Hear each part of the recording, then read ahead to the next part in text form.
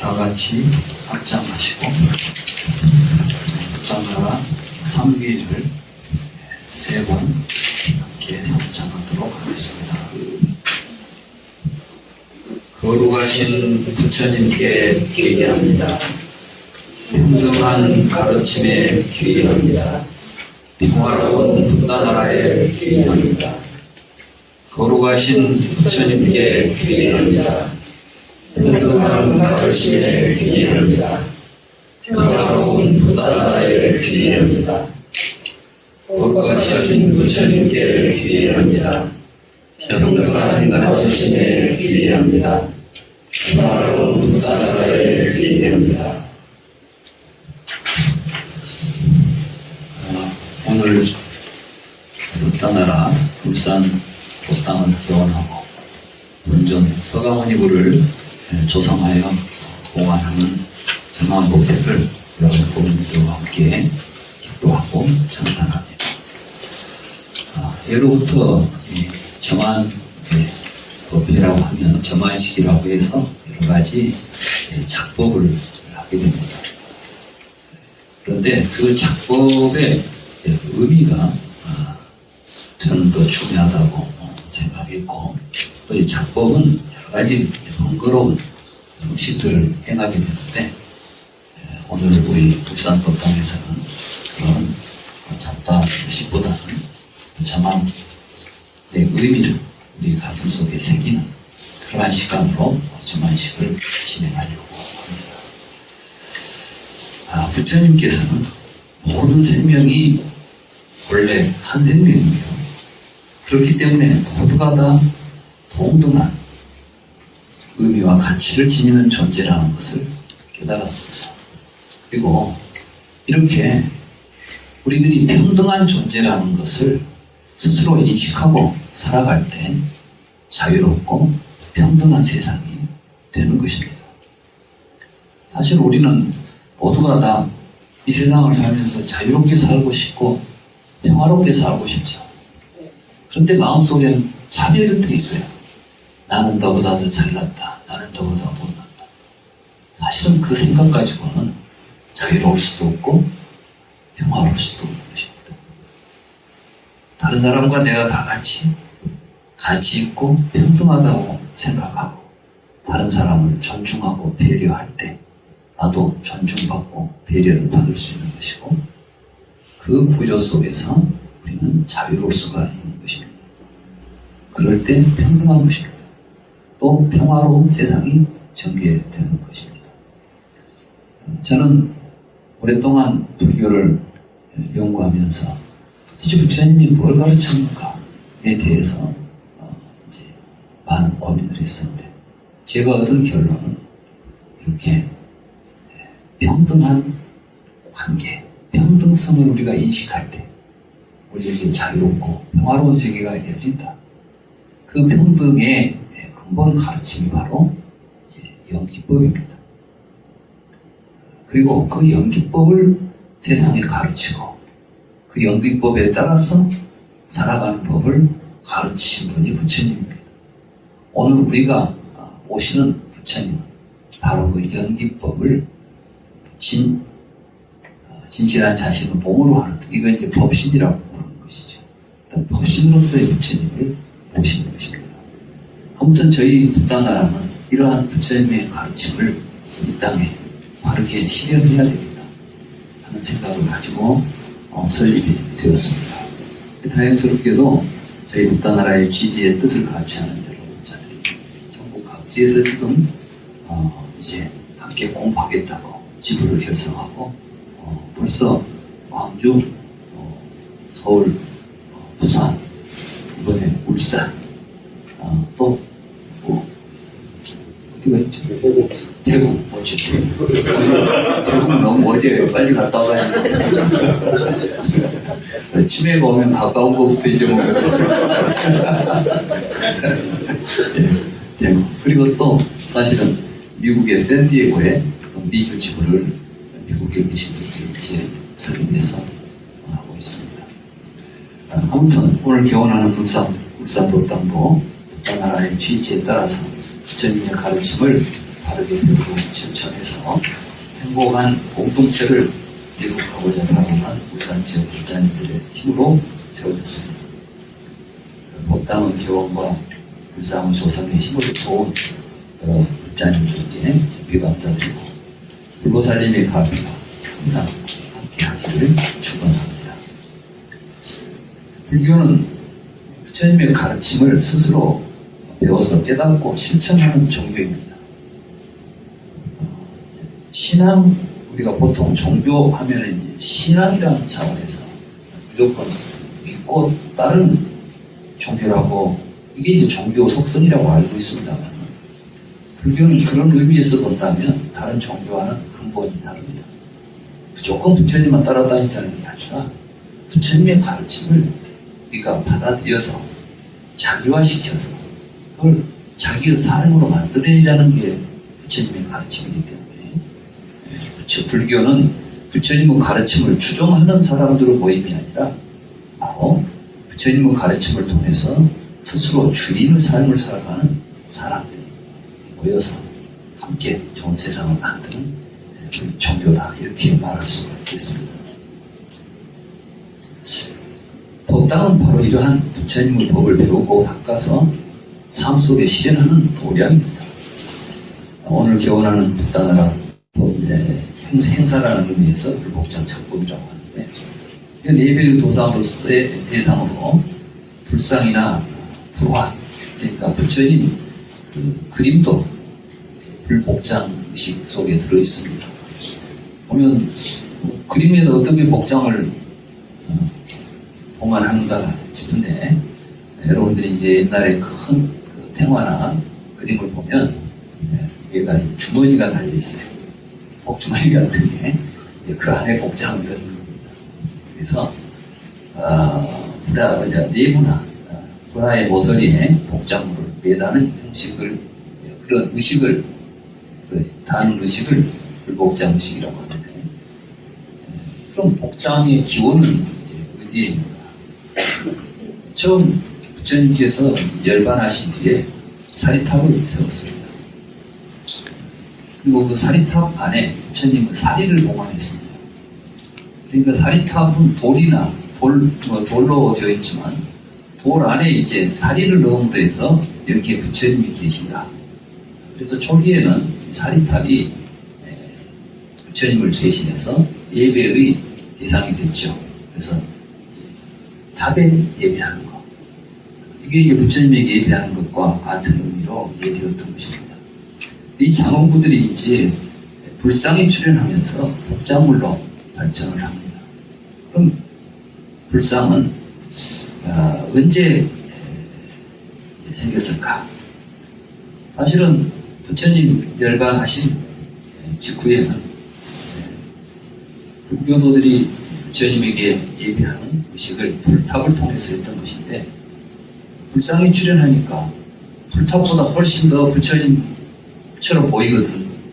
그러니까 이제 사람들은 모습에 더 많이 이끌리죠. 그래서 불탑보다는 불상을 더 중요하게 예배의 대상으로 사람들이 여기게 됩니다. 이러한 과정에서 불복장 작법이 만들어졌을 것이다 라고 생각을 할 수가 있겠습니다. 사실 불상이 처음 언제 만들어졌는지에 대해서는 정확한 시기를 알 수는 없겠지만, 자바함경이라는 경을 보면 부처님께서 잠시 제석천에 어머니를 위해서 설법하기 위해서 이 땅에서 잠깐 천상으로 자리를 옮기시니까 부처님을 뵐 수가 없어서 우전왕이라는 왕하고 파사액이라는 왕이, 한 분은 전단, 향나무로 불상을 만들어서 모시고 예배를 했고, 또 파사익 왕은 황금으로 불상을 만들어서 예배를 했다 하는 이제 경전의 말씀이 있습니다. 그러면 부처님 살아생전에서부터 이미 불상이 만들어졌다는 이야기인데, 근데 제가 이제 문헌을 좀 비교해 보니까 이건 한문으로 번역된 자바함경만 있고, 이 내용이 니까야상에는 없습니다. 그리고 또 벌써 부처님이 설법하기 위해서 제석천에 올라갔네, 이런 이야기들은 사실은 초기 니까에는 나올 수가 없고 후대에 부처님이 좀 더 신격화되는 과정에서 나온 경이라고 보아집니다. 그래서 이 이야기는 이제 상당히 신빙성이 떨어진다라고 볼 수 있겠죠. 그러나 아무튼 사리를 주된 신앙의 대상으로 삼았을 때 부처님은 어떻게 표현되느냐, 그건 이제 탑이 첫째는 이제 부처님은 사리를 모시고 있었으니까 숭배의 대상이 되겠지만은 우리가 그림이나 조각을 보게 되면 성수, 보리수를 이야기하죠. 보리수 아래서 부처님이 이제 깨달았으니까 윤보, 그러니까 법륜 또는 불조, 부처님의 발바닥이 굉장히 중요하게 여겨졌습니다. 그래서 불족석이라는 것들이 많이 나타나죠. 부처님 발바닥을 새겨놓은 돌들이 많이 나오죠. 이건 바로 부처님을 상징하고 있었던 것이죠. 불좌, 부처님이 앉은 자리, 방석, 이런 것들이죠. 그리고 오히려 인간적인 모습, 사람 모습을 새기는 것은 금기시되고 금지되었던 것입니다. 그런데 인간의 모습을 한 불상이 출현한 것은 뮤수사적으로 알렉산더 왕이 인도에 원정한 후에 헬레니즘 신상의 영향을 받아서 인도 서북 쪽에 있는 간다라 지방에서 처음 이제 불상이 나타난다. 그리고 중인도의 마투라라는 지역에서는 인도 고유의 조각 형식을 빌어서 비슷한 시기에 불상이 출현하게 됩니다. 그러면 이 시기는 어떤 시기인가 보면 이제 부처님이 열반하신 지 약 400~500년 무렵이라고 생각이 돼요. 그러면 그때 바로 인도의 대승불교가 출현하기 시작하는 시기이기 때문에 대체적으로 불상의 출현은 대승불교하고 연관이 있을 것이다, 이렇게 보고 있습니다. 그러나 불교의 근본불교의 관점에서 보면 불상은 별 의미가 없습니다. 부처님께서 항상 열애를 몸의 형상으로 보아서는 안 된다. 내가 가지고 있는 이 몸뚱이를 부처님이라고 보지 말라는 당부의 말씀들을 많이 하셨고, 사미타 니카에라는 경에 보면 심한 병을 앓고 있던 와칼리라고 하는 비구가 병 때문에 부처님에게 문안하지 못하는 것을 이제 자책을 합니다. 그러니까 그 와칼리에게 이렇게 말씀하십니다. 와칼리여, 썩은 내 나는 이 몸은 보아서 뭐하겠는가? 우리 몸은, 부처님은 항상 우리 몸을 권할 때 우리 몸 안에는 피고름이 가득 차 있다. 이 몸을 깨끗하고 좋은 것이라고 보지 마라. 이런 제 가르침 폈잖아요. 죽으면 썩어갈 것인데 이 몸을 봐서 과한단 말이야. 좋은 것이라고 보지 마라. 이런 제 가르침 폈잖아요. 죽으면 썩어갈 것인데 이 몸을 봐서 과한단 말이야. 와칼리여, 가르침을 보는 사람이 나를 보는 사람이고 나를 보는 사람은 가르침을 보는 사람이다. 그러니까 부처님의 참 모습은 지금 부처님이 우리에게 가르쳐준 진리에 있지. 그게 형상이 부처가 아니다. 이런 걸 붙잡고 부처인 줄 알고 의지하지 말라, 이런 말씀이죠. 실로 가르침을 보는 것이 나를 보는 것이고 나를 보는 것은 가르침을 보는 것이다. 이런 말씀이 사미타 니카에 있습니다.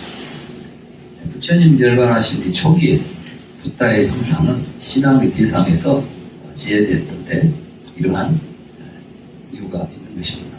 부처님께서 형상을 나로 보지 말라 했는데 또 형상을 그려놓고 있으면 부처님 가르침에 어긋나기 때문에, 그래서 이제 부처님께서는 보리수 아래서 진리를 깨달아서 두 발로 걸어다니면서 법상에 법좌에 앉아서 가르침 수레를 불렸기 때문에 성수, 윤보, 불조, 불자 등은 붓다의 가르침을 상징하고 그걸 곧 부처님처럼 우리가 예배하고 존경했던 것입니다. 따라서 부처님의 가르침에 따라 몸의 형상은 배제되고 이제 이러한 부처님의 가르침을 상징하는 이러한 것들이 숭배의 대상이 되었던 것인데, 대승불교가 흥기하면서 불상이 출현하니까 이제 불상이 불자들의 중요한 예배의 대상이 됩니다. 불상을 그러나 숭배하는 것은 몸의 형상은 열애의 진면목이 아니다라는 부처님의 가르침과는 서로 모순되지 않아요. 현실적으로는 사람들은 불상을 보고 부처님을 생각하는데 부처님을 가르치면 그런 형상을 부처님으로 보아서는 안 된다고 하니 어찌해야 되겠습니까? 불상을 배제하지 않니 사람들이 부처님을 실감하지 못하고 또 불상을 그대로 놓고 그냥 거기다가 절을 하고 보면 다른 종교에서 신상에다가 예배하는 것과 다를 바 없잖아요. 형태, 편상에 집착하는 이 모순을 어떻게 극복할 것인가. 여기에 불복장이 등장합니다. 그러니까 우리가 지금 불복장 의식을 하는 것은 불상을 잘 모시자고 하는 게 아니라 불상을 모시면 안 되는데 어쩔 수 없이 불상을 모셔야 된다면 거기다 복장 의식을 통해서 이런 법회를 통해서 사람들에게 여기 우리가 모시는 불상은 이 형상이 아니다. 이 안에 진실한 부처님의 법신을 우리가 보고 여기에 예배해야 된다. 이런 걸 이제 이 의례를 통해서 사람들의 마음에 그걸 심어주기 위해서 했던 의식이 불복장 의식이다라고 보아야 하는 것입니다. 불상 안에 부처님의 지위와 공덕을 상징하는 물건들을 넣음으로써 형상을 초월한 법신을 구현하기 위해서 행한 행사가 불복장 작법인 것이죠. 우리는 이제 이러한 사실을 바로 이 불복장 작법을 하도록 하는 경이 있는데 그 경에 의존해서 우리가 불복장 작법을 하는데 그 경을 조상경이라고 해요. 불상을 조성하는 경이다. 그래서 조상경이라는 경이 있습니다. 이 경은 부처님께서 설하신 경이 아니고 현재 우리가 보고 있는 이 조상경은 조선시대 때 우리나라에서 만들어진 경이에요. 그러니까 이 불복장 의식은 중국에도 일본에도 우리 같은 불복장 의식이 없습니다. 그쪽에도 뭔가는 있겠지만은 우리처럼 이렇게 조상경이라는 경에 의존해서 굉장히 엄격하게 부처님 복장을 이제 봉안하는 이러한 의식은 없는 것입니다. 그래서 이게 우리나라에서는 이제 국가 무형문화재로 작년인가 재작년에 아마 이게 재작년에 몇 년 되겠네요. 이 지정이 됐어요. 그래서 지금은 이제 문화재가 되어 있는 작법입니다. 우리가 그래서 이 작법을 제대로 하려면 문화재 스님들을 모셔다가 작법을 해야 되는 거예요. 제가 이제 조상경을 좀 살펴보니까 여러 경전들하고 의식집에서 불상의 조성에 관련된 내용을 모아가지고 편집한 그 의례집입니다. 불상의 조성과 봉안에 필요한 물품과 의식 절차를 이제 그 안에 기록하고 있죠. 조상경을 보니까 지금 현재 조상경이라는 경이 또 한 권, 동일한 게 아니고 판본이 5가지나 있습니다. 그리고 또 하나는 필사본이 있어요. 하나는 이제 필사본. 현재 남아있는 거 그러니까 6개의 조상경이 남아있죠. 이 판본 가운데 가장 이제 빠른 게 1575년 16세기에 담양의 용천사라는 절에서 나온 대장일람경이라는 경이 있습니다.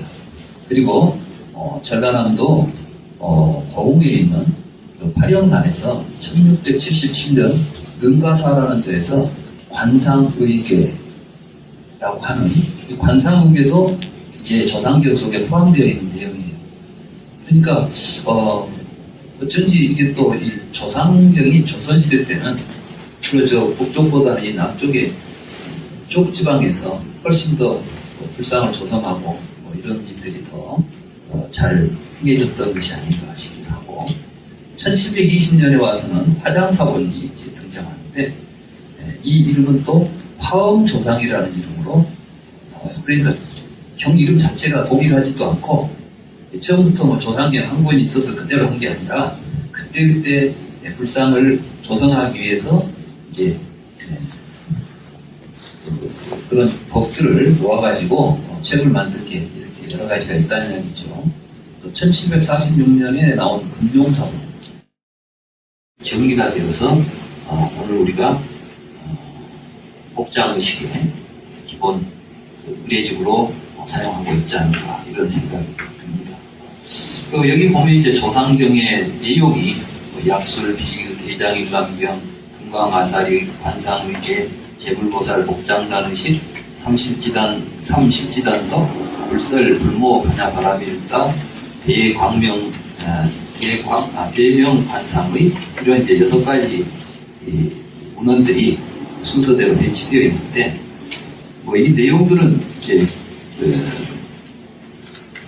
어떤 순서로 이 의뢰를 하는가 하는 것을 이제 쭉 순서대로 적어 놓은 것이죠.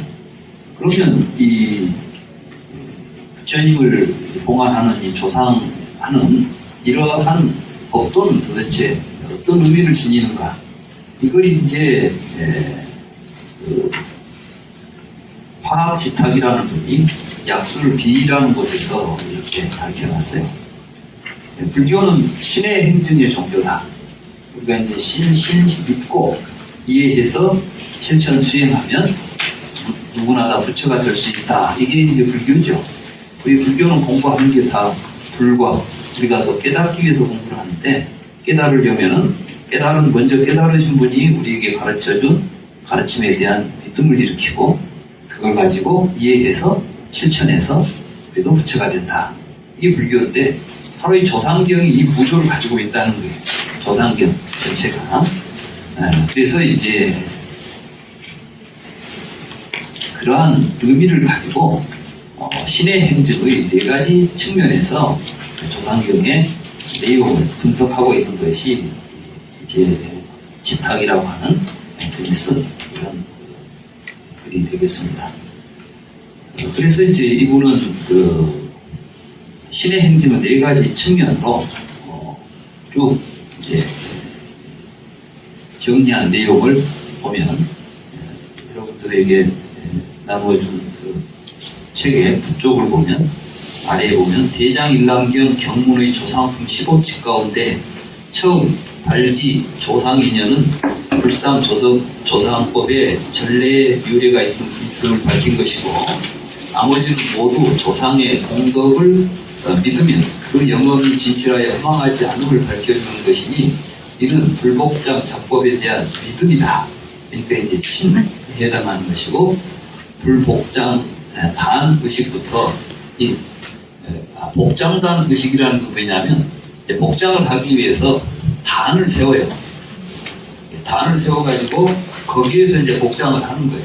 근데 그 단을 세워서 하는 의식을 복장단 의식이라고 하는데, 여기서부터 이제 오경, 산계의 해석까지는 사무의 이치를 밝힌 것이기 때문에 이것은 이제 해의 뜻이 있다.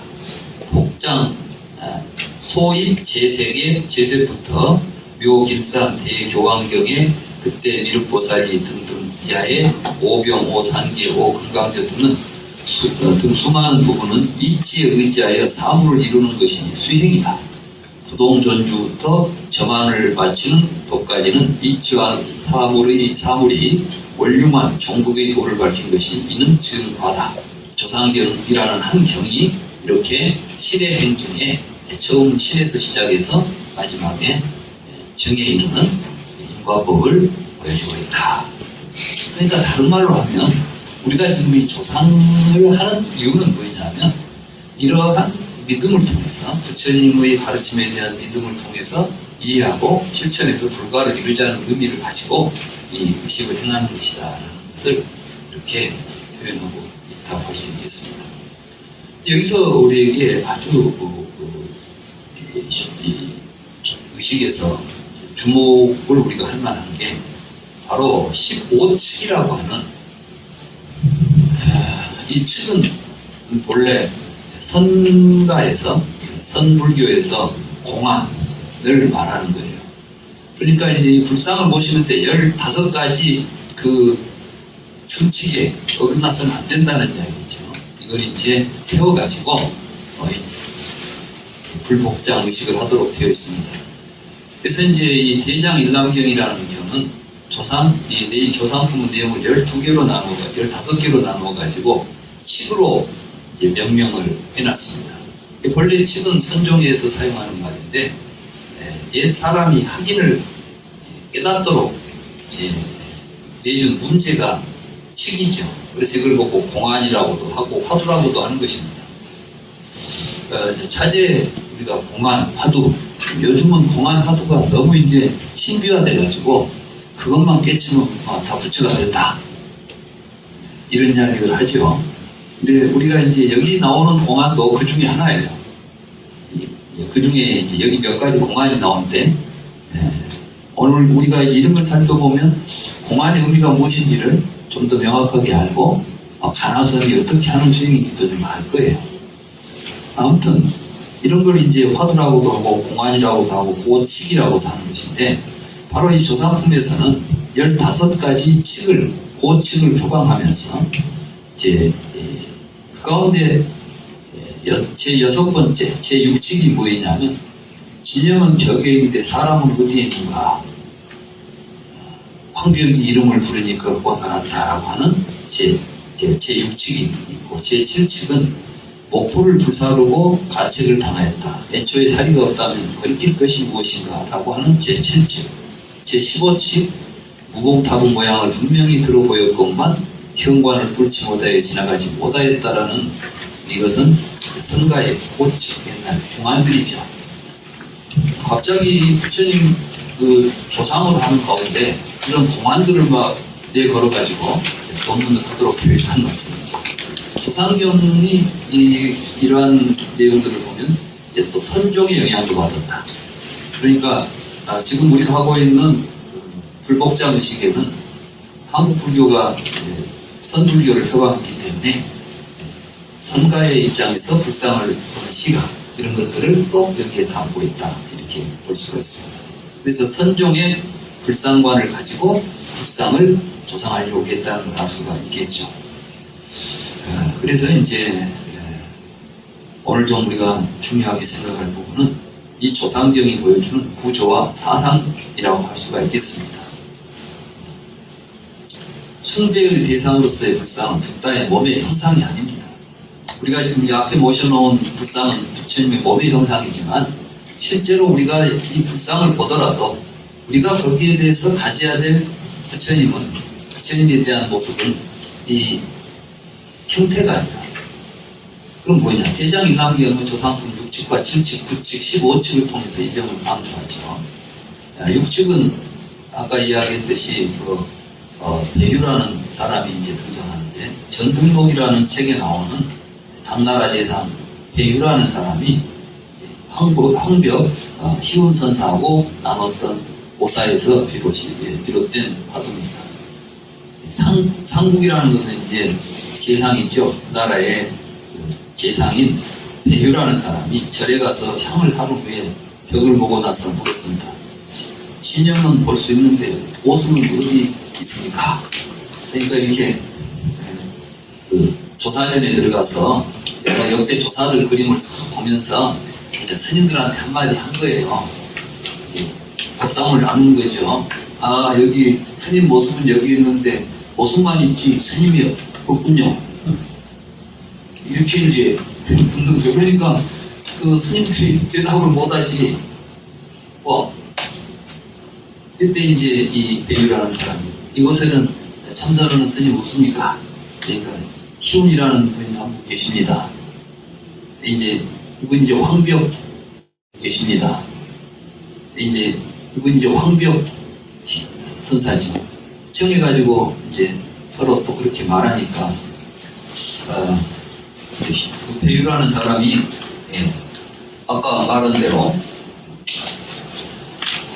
모습은 여기에 있는데 이 스님들 지금 어디 있습니까? 이렇게 이제 물었던 것이죠. 그러니까 갑자기 배유야 그러고 이제 부른 거예요. 그러니까 예 깜짝 놀랐고 예 그러니까 넌 어디 있냐? 이렇게 좀 물은 거예요. 그러니까 내가 보니까 네 형태만 있지 네가 없구나. 너는 네 본모습은 어디 있냐? 이렇게 물은 거예요. 이게 화두예요. 이게 뭔 말인 거죠? 그렇죠. 여기서 이제 말하는 것은 보승의 지점은 육신의 형상을 의미하는 것이 아니라 지금 거기다 그 보승 그러는 것은 잘생겨서 그려놨겠어요. 그분의 인품이고 그분의 삶을 그려놓은 거예요. 그런데 이제 그걸 보고 육신은 여기 있는데 어디 있느냐 이런 식으로 이제 하니까 황벽 선사께서 너라는 놈은 네 목동아리가 너냐? 화두라는 것은 살아서 지금 우리들이 삶 속에서 드러낼 수 있는 진리를 이야기해야지 썩은 지식을 가지고 담고 다니지 말라는 의미에서 이제 공안들이 만들어지고 있습니다. 그런데 그걸 또 썩은 문자로 잡고 평생 동안 그놈만 하나 잡다가 깨치면 될 날을 기다리고 있다면 이것은 사실은 올바른 화두 창고가 아니에요. 그거 알았으면. 그래서 이제 이 화두는 원하 되어라. 말 떨어진 자리에서 그랬구나 하고 깨달아서 이제 삶을 바꿔가도록 해주는 게 화두지. 근데 우리는 지금 뭐 화두 의미도 제대로 모르고 여기 보면 이제 그런 모습들을 보게 되는 것입니다. 그래서 바로 그런 이야기 들어온 거 보이냐? 여기 불상은 여기 있지만 부처님은 어디 있는 거 한번 생각해 보라는 거예요. 그럼 우리는 이 불상을 통해서 부처님의 삶을 생각하고 부처님의 깨달음을 생각하라. 그런 의미로 제 6직이 여기에 소개가 되는 것입니다. 붓다의 불상을 부처님의 형상으로 본다면 그것은 항상 나무 조각에 불과하다는 것을 보여주는 것이 또 경독 전등록에서 인용한 제7칙입니다. 여기에 이제 다나선사라는 분이 해림사라는 절에서 잠을 자는데 추워요. 아마 객승이 왔다고 집도 안 된 방에서 지었던 모양이에요. 이 스님이 큰 스님일지도 모르고 절에서 이 스님이 저녁에 자다 보니까 추워 죽겠는 나와가지고 이제 보니까 마치 법당에 부처님이 목불이에요. 상도를 떠보다가 이제 이렇게 해가지고 이제 부엌에다 놓고 떼버렸어. 혼자 떳떳하게 잘 자고 있는데 아침에 절에 주지가 와서 내부르려고 저러다 보니까 부처님이 그려지는 거야. 그러니까 깜짝 놀래가지고 아니 누가 부처님을 보고 가냐 그러고 이제 찾다 보니까 부엌에 이제 아궁이에서 부처님이 타고 있는 거예요. 그래서 이제 끼웠죠. 그래가지고 아니 도대체 당신은 뭐 하는 사람인데 부처님을 이렇게 태우냐 하고 이제 꾸짖었어요. 그러니까 원주가 그러니까 이 스님이 부처님을 태웠으면 사리가 있을 텐데 근데 사리를 그러니까 나오게 무슨 사리가 있단 말이오. 그러니까 애당초 사리가 없다면 저 두 불상도 다 태워버려야 되겠다. 저 사리도 없는 것이 무슨 부처님이냐. 이 사리라는 게 뭐냐 진리죠. 지금 너희들은 저 앞에다가 우리 이제 원주가 뒤에 이제 깨달았다는 이야기를 하는 거예요. 근데 여기서 보여주고자 하는 것은 불상에 집착하지 말라는 것입니다. 불상을 조성하지만 그 불상은 그러니까 불상을 위해서 불상을 조성해서는 안 된다는 말이에요. 오히려 우리가 행복을 위해서 행복한 삶을 위해서 우리가 지금 부처님 상을 보셨다면 그럼 추운 겨울에는 따뜻한 불이 되어줄 수 있는 게 그 진정한 부처님 의심 아니겠어요? 이걸 이야기하는 거예요. 그래서 진정한 불상은 우리들의 삶을 우리들의 고통을 해결해주는 이러한 부처님의 진리인 것이지 나무나 쇳덩어리가 아니다. 이걸 알고 모셔라 이런 뜻이에요 지금. 그러니까 불상을 모시지만 불상에 집착하지 말라는 법문으로 일관되고 있는 게 조상경의 법문들입니다. 다음에는 또 이제 부처님은 지금 여기서 설하는 법은 중도 실상을 설하는 진리의 법문을 설하는 부처님이 되어야 한다는 내용을 담고 있는 것이 바로 제 9층 유와 물을 활용하는 말은 천 가지로 쓰임에 따라 변한다. 죽은 뱀을 잡듯이 한 가지로 보지 말라 라고 하는 또 이야기를 여기서 하고 있습니다. 이 말은 우리는 이제 불교가 좀 다른 종교와 다른 점이 언어에 집착하지 않는 진리를 우리에게 가르쳐 주고 있는 거예요. 이걸 보고 이제 불교에서는 중도 실상이다 이렇게 말하는데 유와 무라고 하는 것이 우리가 가지고 있는 언어의 가장 기본적인 모순관계입니다. 여기는 있냐 없냐 이런 거 묻죠. 있다 하면 없으면 안 되고 없다 하면 있으면 안 되고 이런 식으로 서로 하는데 불법을 올바로 깨달아서 설한 자리에는 유무에 걸리지 않고 그때그때 따라서 자유롭게 그것을 천 가지 만 가지로 변화해서 쓸 수 있어야 되겠다 하는 게 이제 이 화두가 보여주고 있는 것입니다. 그리고 이제 결론이 뭐냐면 제 15축이 결론에 해당하는데 이게 이제 무봉탑이라는 화두가 나와요. 무봉탑이 뭐냐면 이 봉자가 무슨 봉자예요? 이게 이제 이 조각 난 것을 붙이는 것이 이제 봉이죠. 우리가 보통 재봉 한다 그러면 천 조각들을 붙여가지고 이렇게 하잖아요. 근데 뭐 그렇게 붙인 것 없는 탑을 하나 만들으라고 그래요. 그러니까 참 말이 이상하죠. 이게 이제 어떤 이야기냐면 남학 해충국사라는 분이 이제 나이가 연로해서 세상을 아직할 때가 가까이 되니까 대종이라고 하는 이분이 이제 아마 당나라 8대 황제든가 이분이 이제 불교를 좋아해가지고 해충국사를 해충 스님을 이제 국사로 모시고 존경을 했어요. 근데 이제 곧 열반하실 때가 되니까 인사를 대종에게 인사를 합니다. 내가 이제 머지않아 세연을 다해서 이 세상을 좀 이제 그때가 된 것 같습니다. 이렇게 이야기하니까 국사께서 멸도한 후에 제자는 어느 곳에서 기념을 해야 할까요? 그러니까 어디다 탑을 어디다 세우고 스님을 기념하면 좋겠습니까? 이런 이제 질문을 하니까 단월이 되어 하나의 무봉탑을 만들어 취하십시오. 하나의 무봉탑. 단월이라는 건 이제 시주. 여러 사람한테 뭐 물건을 베푸는 이러한 사람이 돼가지고 하나의 무봉탑을 만들어 취하십시오. 무봉탑이 뭐 탑은 탑인가 보다 싶어가지고 어떤 모양으로 만들까요? 그러니까 국사가 침묵을 했어요. 말도 안 했어. 그러고 나서 아시겠습니까? 모르겠습니다. 어떤 식으로 만들까요? 그러니까 대답도 안 하고 한참 앉아있다가 아시겠습니까? 잘 모르겠습니다. 빈도가 세상을 뜬 후에 내가 죽은 후에 내 시자가 응진이라는 시자가 있는데 응진이한테 물어보면 어떻게 할지 알려줄 것입니다. 그리고 이제 죽어버렸어. 그리고 후일이 이제 남양 해충국사가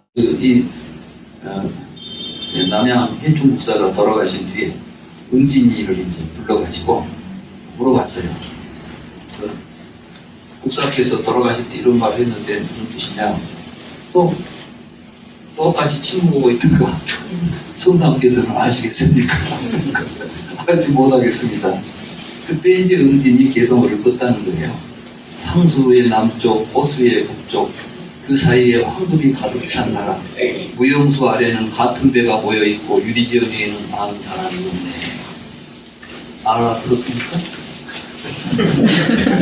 그러니까 이런 게 이제 화두야. 무엇에서 도대체.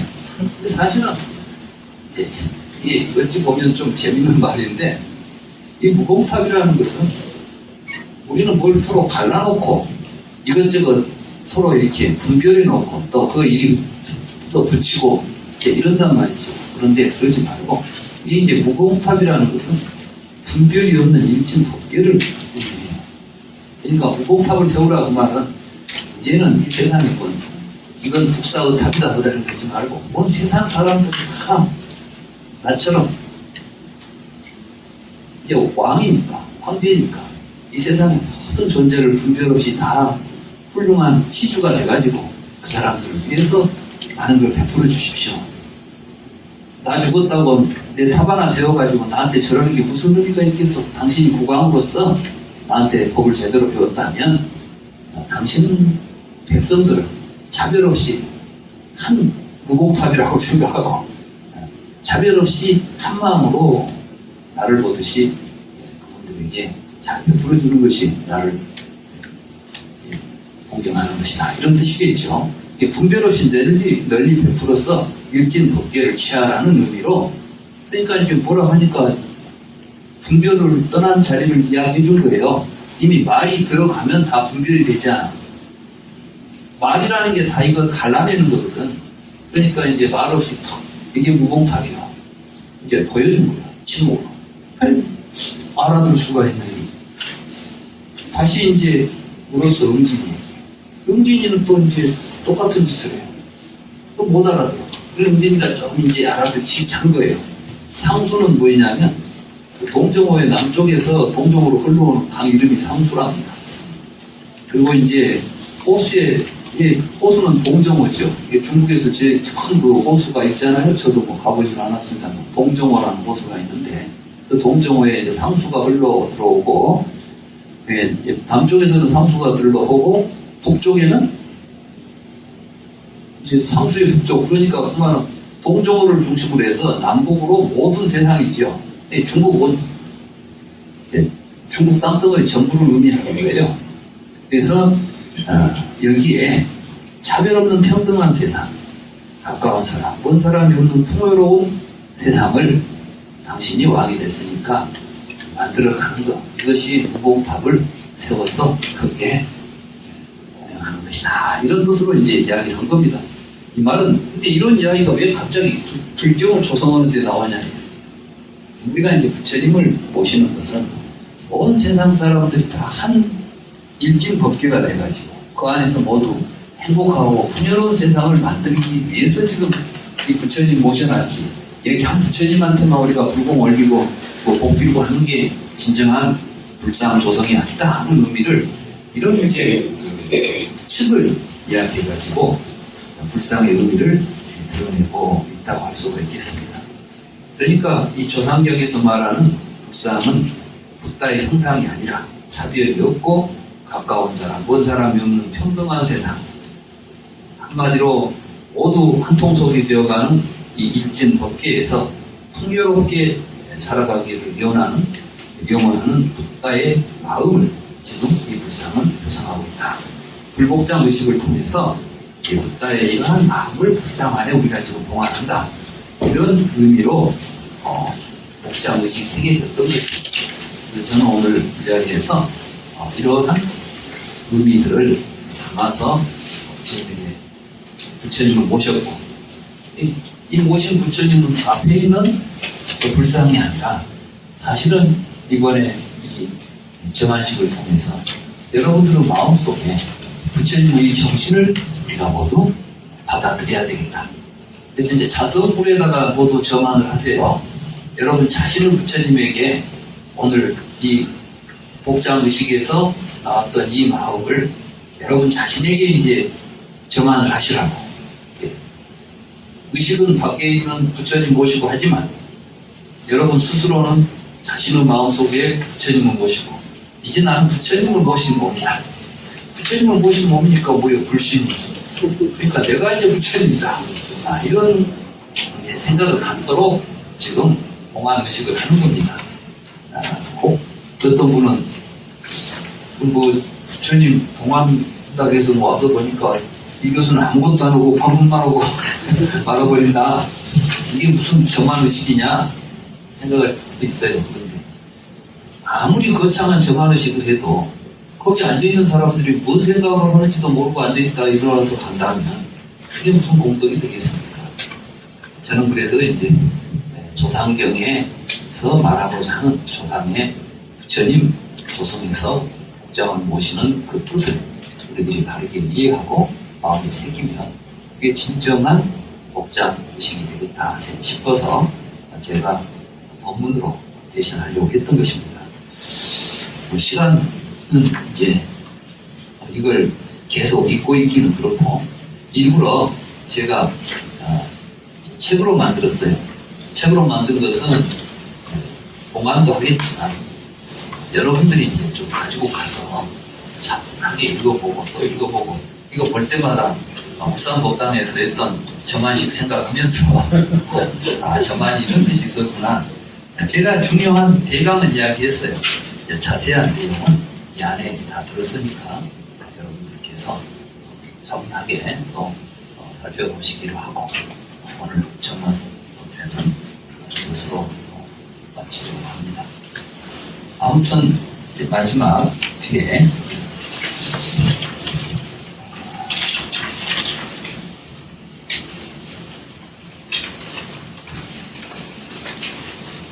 32쪽부터 33쪽까지 읽으면서 봉안표를 마치려고 합니다.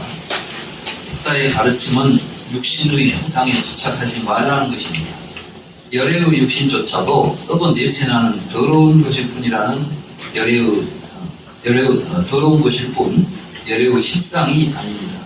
붓다는 가르침을 보는 것이 나를 보는 것이고 나를 보는 것은 가르침을 보는 것이다라고 가르쳤습니다. 금강경에서도 30 이상과 같은 상호를 갖췄기 때문에 열애라고 보아서는 안 된다는 점을 강조합니다. 그럼에도 불구하고 왜 불상을 만들어서 숭배하는가? 조상경은 이러한 문제의식을 가지고 불상을 조성하는 의식집입니다. 불복장 작법은 형상을 떠나지 못하는 중생들이 수순하여 어떤 형상에도 집착하지 말라는 부처님의 가르침을 불상을 통해 실현하는 의식입니다. 따라서 불복장 작법에서 중요한 것은 작법 의식이나 거기에 넣는 복장물이 아니라 그 의미입니다. 의미를 모르고 행하는 작법은 오히려 형상을 집착하게 할 수도 있습니다. 우리 붓다나라는 형식보다는 의미를 중요하게 생각해서 번잡한 의식은 생략하고 법문으로 복잡 의식을 대신합니다. 그리고 이 법문과 불경 그리고 법당과 불상을 조성한 불상 법부님들의 pháp文문을 복장물로 봉안했습니다. 붓다나라 불상법당과 불상의 조상이 함께하신 모든 불자와 법회에 동참하신 여러분께 불보살님의 가비가 충만하기를 축원합니다. 나무 서가모니불 나무 서가모니불 나무 시아론사 서가모니불. 여기 2566년 12월 13일 붓다나라 보살상주 이종표